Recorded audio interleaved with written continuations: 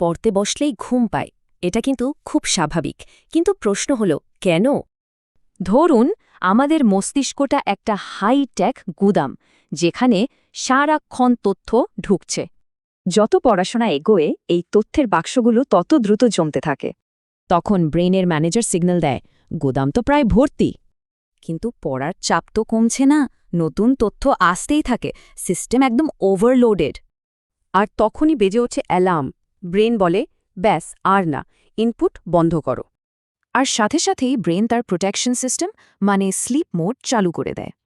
এটা কিন্তু কোনো দুর্বলতা নয়, বরং মস্তিষ্কের একটা বিল্ট ইন সেফটি সিস্টেম। কিন্তু বিজ্ঞানের ভাষায় আসলে কি ঘটে ভেতরে, চলুন জেনে নিই। সারাদিন ধরে ব্রেইনে অ্যাডেনোসিন নামে একটা কেমিক্যাল জমতে থাকে।